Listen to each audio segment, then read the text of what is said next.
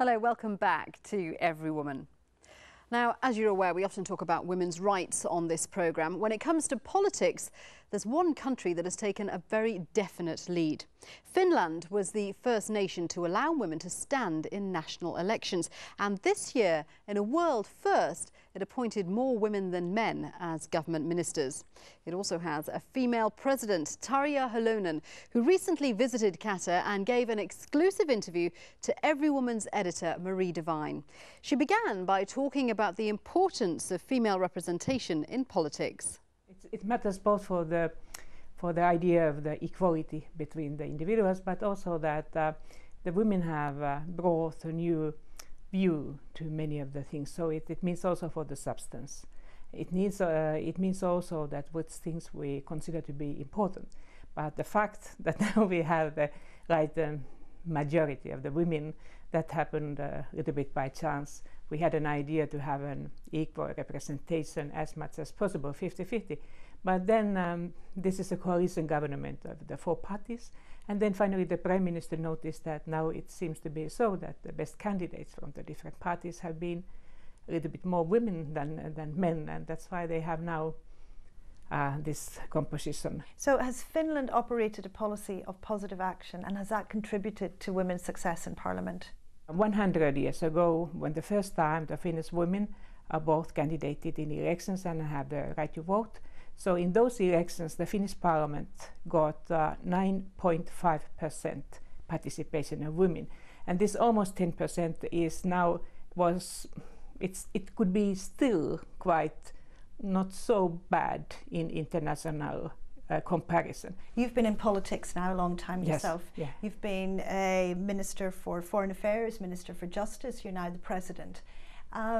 Did you yourself benefit from positive action? I was a young lawyer, and then the Finnish trade union movement, the labor unions, their chairperson, their president, he wanted to get more equal representation among the lawyers. And then he has said that could you find a young lady, of course could be a man, but I would prefer to have a young lady among our lawyers. He prefer to yes, have a man. Yeah, and so they gave some candidates, and so I was among them.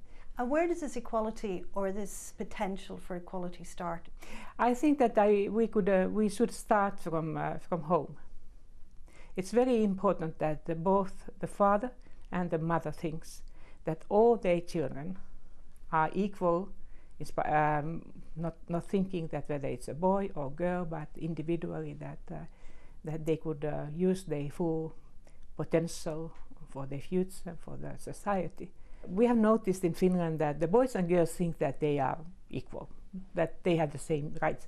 But the more the years the girl or the woman will get, the more suspicious she became that whether it's really equal.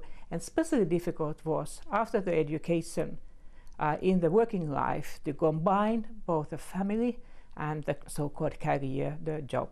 And we said that the best thing what we have in Finland and in other Nordic countries is that the young women don't need to choose. They don't need to choose between family and their job or their career. They can get the both. The President of Finland there. Now, fraternities and sororities are the backbone of campus life for students across the world, none more so than American students. But they're also synonymous with drinking and partying, and these are things which of course don't mix with Islamic culture. Now, Muslim women have created Gamma Gamma Chi, the first Islamic sorority in the US. Everywoman met some of the Gamma ladies making the most of student life. I consider myself American Bengali, so I'm Muslim. My sister goes to Johns Hopkins University. A lot of our friends think we're twins because we're always together. We never get to sleep in. I am studying chemical and biomolecular engineering.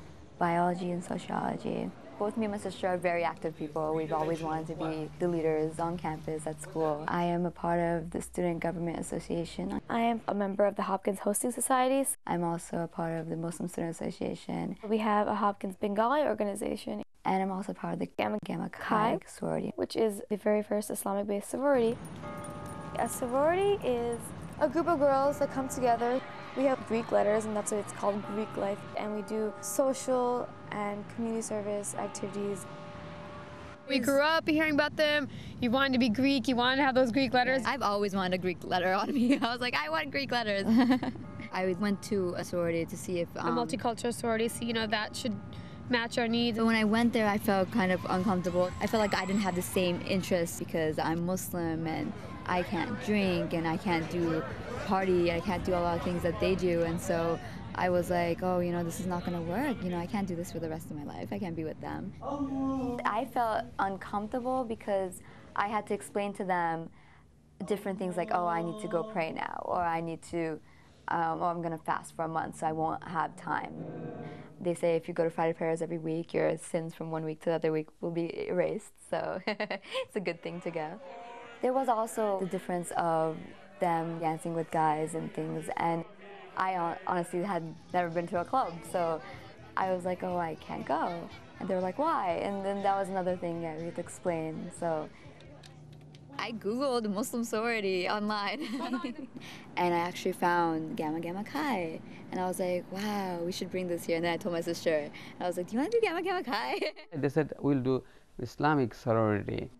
They are Americans, we are Americans.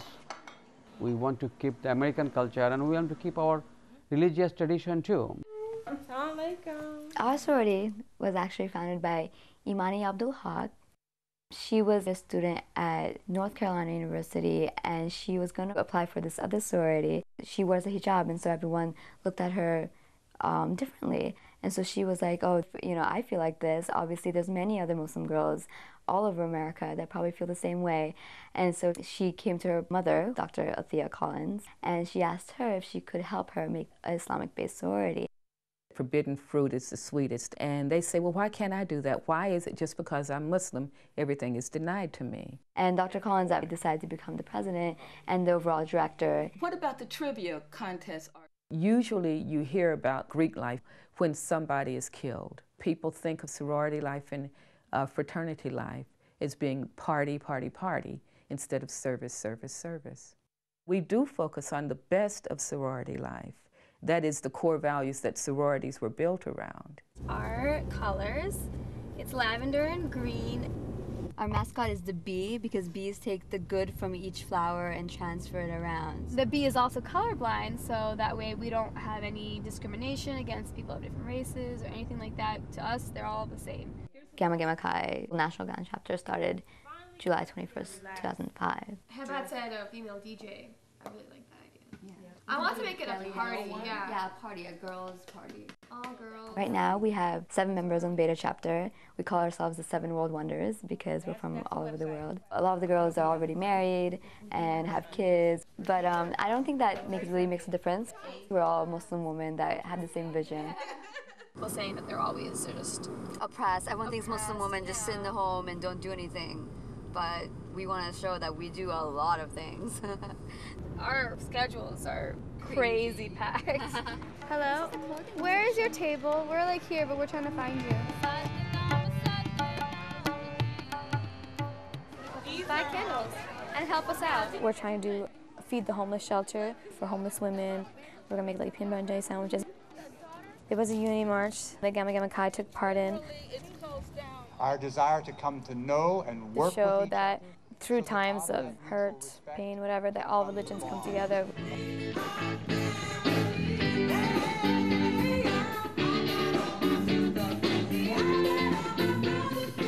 We want to have that strong image of women coming together in the community to do these great things, community service or just social events. It's just like a big family almost. I love it. It's great. It's great to have. And so by having this Islamic-based sorority, you can have fun. It's really thick, but I think it's dance. Okay. Look at it. Oh, wow. I like it. You can wear the cute clothes. You can wear the letters. You can get involved in the community. You can grow, and you can succeed in leadership activities. And that's why Gamma Gamma Chi is so important to them. Becoming Greek is more accepted than just being a Muslim woman on campus. If you're a Greek Muslim on campus, you're more in the know, or more American almost. So I think this helps a lot, but we're trying to make sure that we don't do anything bad and that we stay pure. They're staying pure, but they're having fun too. They're winners all round. Now, we're always interested in hearing what you want to see on Everywoman. Many of you, like Faik, a medical student from Kabul, have got in touch asking us to look at what's happening with women in Afghanistan. So that's exactly what we're going to be doing next week, when I'll be talking to 2 women about what life is like for them in Afghanistan. But for now, that's it. Do get in touch if you have any comments. We can be emailed at everywoman@aljazeera.net. Until next time, bye-bye.